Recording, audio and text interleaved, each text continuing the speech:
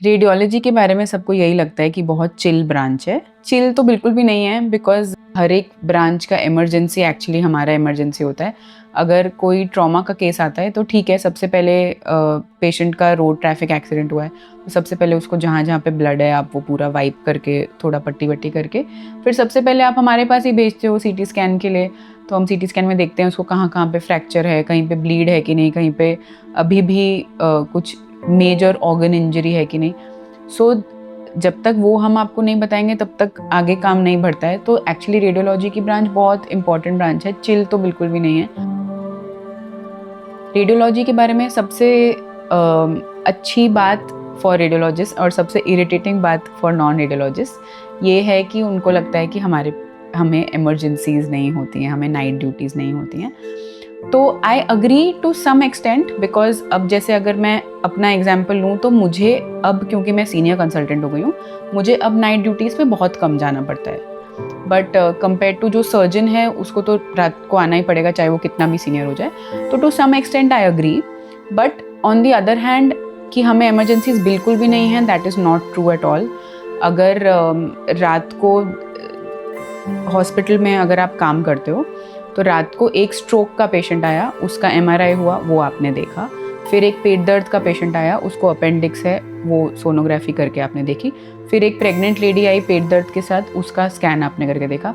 तो एक्चुअली अभी अभी मैंने 3 डॉक्टर्स, अलग अलग डॉक्टर्स की बात की। एक न्यूरोलॉजिस्ट की बात की जिसने स्ट्रोक देखा, एक जनरल सर्जन की बात की जिसने अपेंडिक्स देखा, और एक गायनेक की बात की जिसने प्रेग्नेंट लेडी देखी।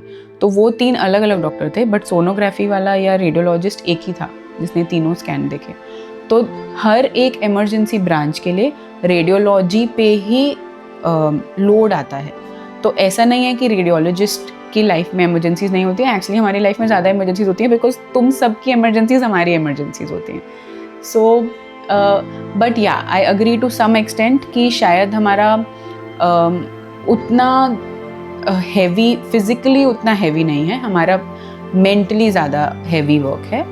बट हाँ, टॉप में अभी भी, नीट में अभी भी जिनके सबसे अच्छे नंबर आते हैं वो अभी भी रेडियोलॉजी लेते हैं। दैट इज़ बिकॉज शायद इतनी फिज़िकली टैक्सिंग ब्रांच नहीं है जितनी बाकी ब्रांचेस हैं।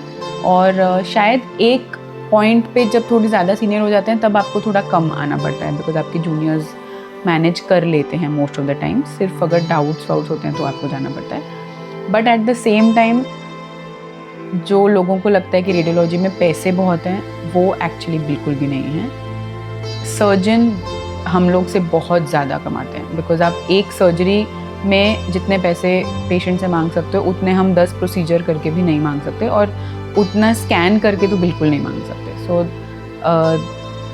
Payment wise I still think surgery is the most rewarding. जब भी सोनोग्राफी करते हैं मेरा फेवरेट मोमेंट होता है पेरेंट्स को बच्चे की हार्ट बीट सुनाना, या उनको दिखाना कि देखो बच्चा ऐसा मुंह बना रहा है, ऐसे हाथ बना रहा है, और ऐसे मूव कर रहा है।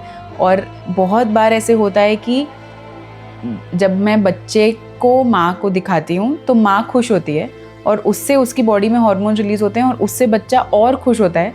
तो वो पूरा एक साइकिल होता है, वो देख देख के खुश हो रही है, हंस रही है, बच्चा और कलाबातियाँ दिखा रहा है और फनी चीज़ें दिखा रहा है और मूवमेंट कर रहा है।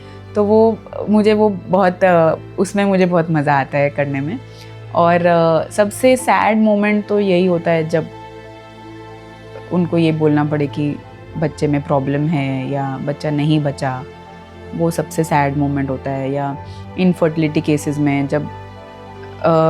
जब आपको एक ऐसा कॉज मिल गया जो ट्रीटेबल, मतलब बहुत मुश्किल से ट्रीट हो पाता है वैसा, तो वो टफ़ होता है। या जैसे जिनको आपने सोनोग्राफी की जो एकदम चलते फिरते नॉर्मल आए थे, कुछ भी नहीं, सिर्फ नॉर्मल हेल्थ चेकअप के लिए आए थे, उनको आपने बता दिया कि आपकी बॉडी में कैंसर है। उनको कुछ आइडिया ही नहीं था कि उनको क्यों कुछ हो सकता है, वो सब कुछ एकदम हेल्दी था, और सडनली आपने एकदम कैंसर जैसा बड़ा चीज़ उनको बता दिया। बहुत टफ हो जाता है। मेरा मोटिवेशन हर रोज़ काम पे जाने का, अपने हस्बैंड और बच्चे को घर पे छोड़ के, इज़ माई पेशेंट्स। मेरे पेशेंट्स से मेरे को बात करना, उनको ट्रीट करना, उनको हेल्प करना मुझे बहुत अच्छा लगता है। और मतलब एक्चुअली मैं बहुत एंजॉय करती हूँ अपने काम को।